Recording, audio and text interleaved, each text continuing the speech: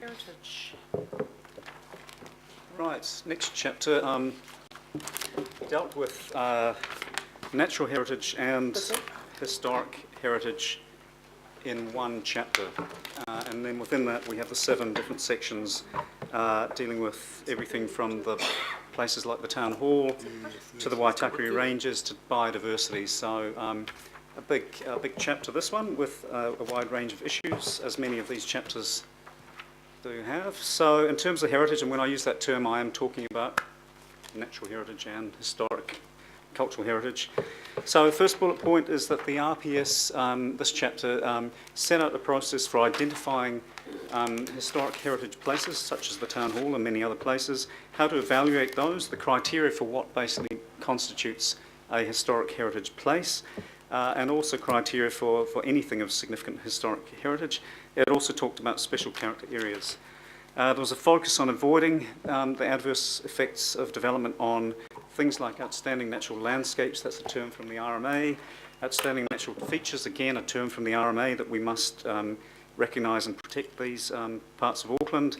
Areas of high natural character, that's a phrase that comes from the New Zealand Coastal Policy Statement, so we have provisions in the unitary plan dealing with that, but we had a strong focus on avoiding adverse effects on those areas because they are referenced in Section 6 of the RMA as things of national importance. As I mentioned before, that's where the infrastructure providers, for example, came in and said, particularly in light of the King Salmon decision that you might have heard of, we gave some briefings on that, that avoid was starting to mean absolutely no-go, bottom line, cannot touch, cannot go there.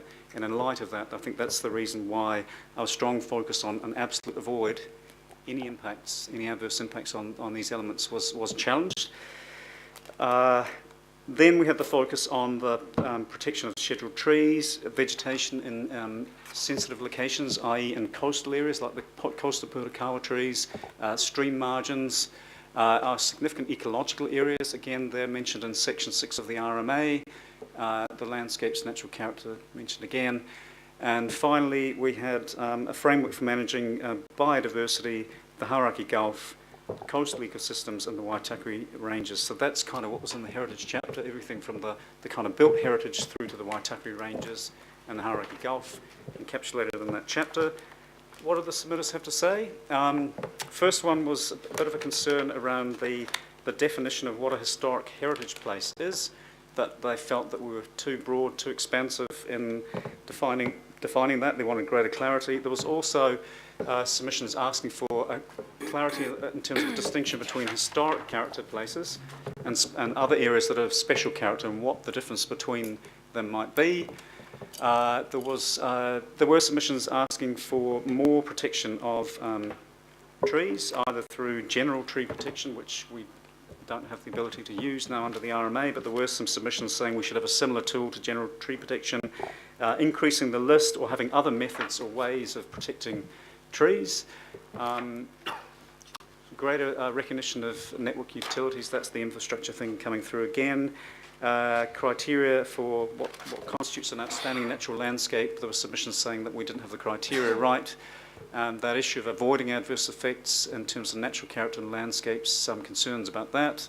There was obviously some support for the approach as well from groups like EDS, Environmental Defence Society, and others probably leaned more towards being reasonably comfortable with what's in the plan as notified, but they would have sought changes as well.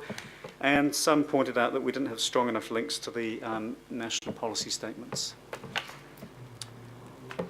Not a huge change in terms of the hearings. We basically felt we had things in pretty good shape with one notable exception, and that's the whole issue of the distinction between what's historic character and what's some other form of special character that might not be historic. And we had extensive discussions with the committee on this and reached a point of preferring the term historic character, and it's linked back to Section 6 of the RMA as a matter of national importance, and that other forms of character are better dealt with through some of the design quality requirements in the RPS and other parts of the plan. And so we moved away from the idea of special character and moved more towards good urban design on the one hand and historic character on the other, to avoid that kind of confusion as to what special character is. Is it heritage or is it not heritage? And then some strengthening of the objectives for the Waitakere Ranges. So that's where we landed with heritage at hearings. Thank you, John. Councillor Fletcher. Oh, just a query, John. Did the mana feature in the consideration at this point? Or is that, are you going to have, because it falls into that area of outstanding natural landscape? So the maunga are classified as outstanding natural features, and I think in some cases also outstanding natural landscapes. We didn't have any big challenges, I think, at the regional policy statement level. I think where we've had the challenges is where we've come down to things like the view shafts in the district plan rules, and that's where we have had some interim directions from the panel, as you know, and extensive discussions on that. So I think, you know, going right back to the beginning of the hearings on the RPS, the issue of the maunga and the view shafts wasn't really raised as a big concern. It's not till they got down to the detail of the rules that the panel started asking questions, and we've yet to see where that lands. But generally okay at the RPS level. Okay, thank you. Okay, Mr McIntyre. It concerns me that the Manukau Harbour is not mentioned anywhere here as one of the, in page 9, managing significant indigenous biodiversity. It's not mentioned there at all. Is that not one of our treasures of this area?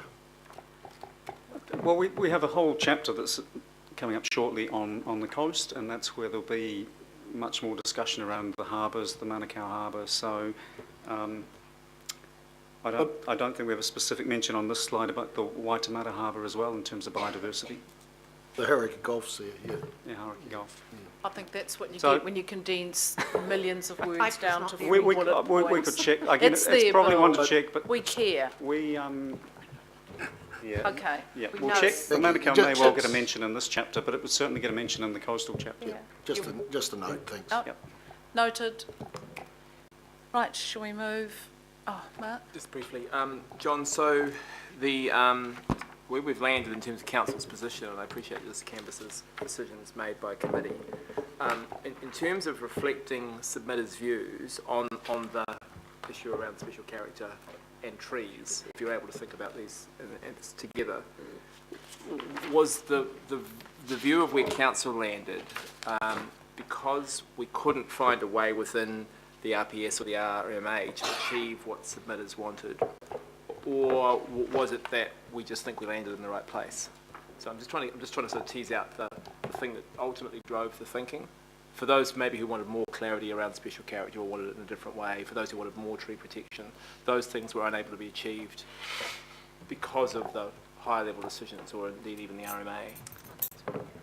Well, I think one of them is probably more an RMA issue, and that's anyone asking for us to do more in terms of trees. We felt we'd really push things as far as we could legally under the RMA.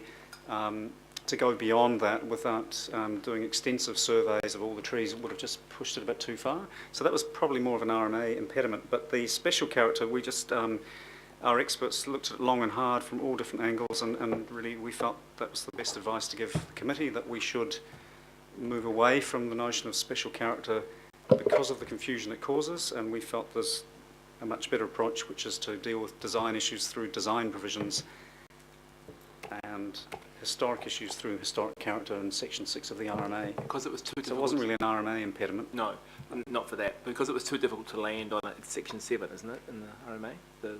If anything, special character probably sits better under section 7, which deals with amenity values, which talks about aesthetic coherence and things like that, which is probably where special character might fit, but the phrase special character does not appear in the RMA. Yeah.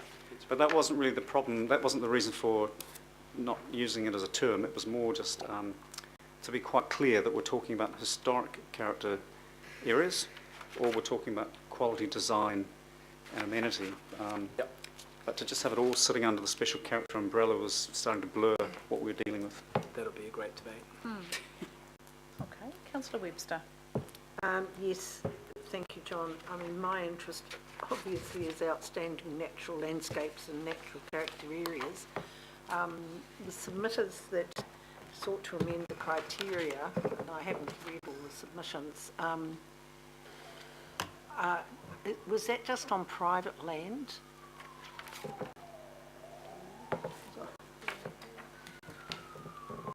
Yeah, no.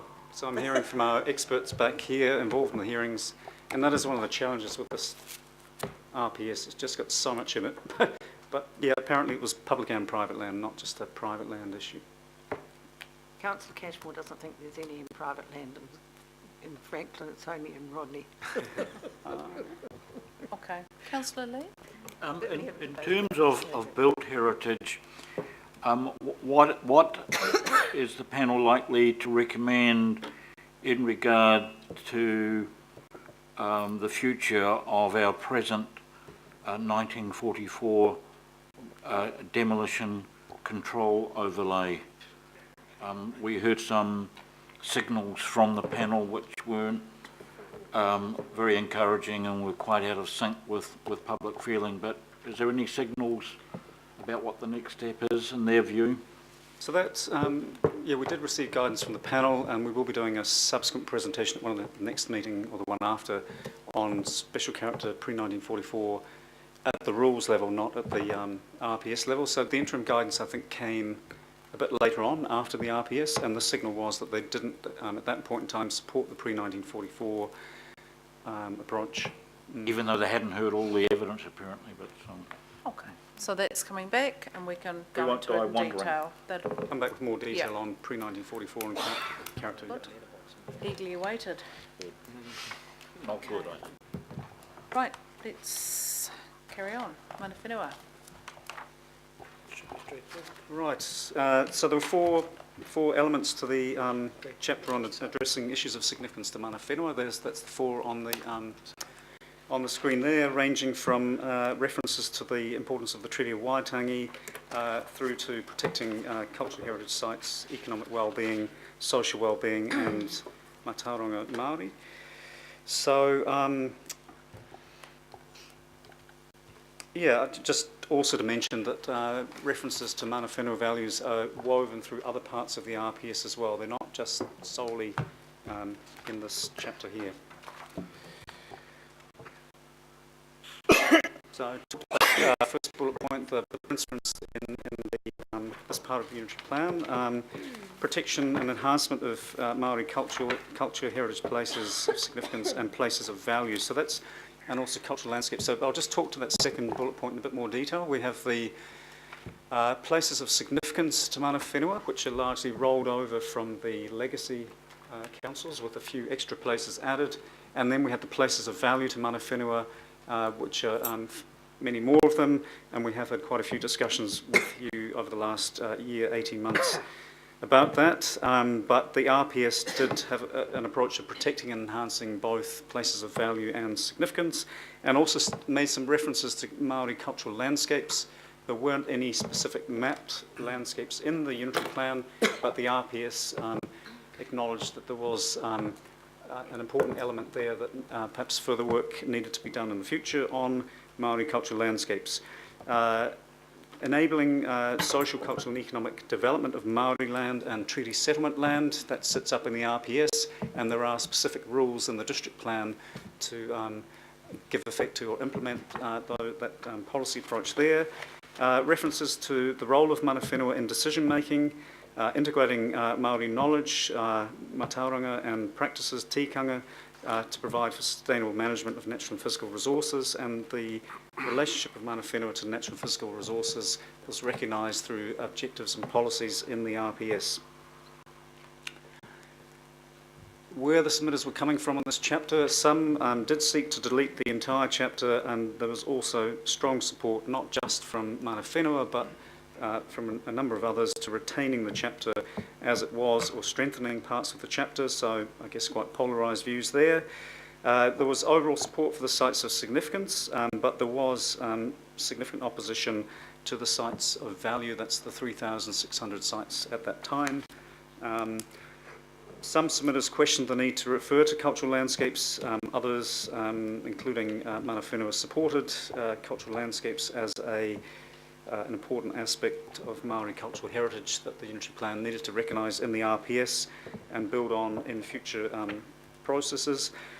Some raised concern about the duplication between the unitary plan and Heritage New Zealand in terms of accidental discovery. That's where essentially you're doing earthworks, digging your foundations, you discover something of archaeological origins and the protocols for what happens at that point in time.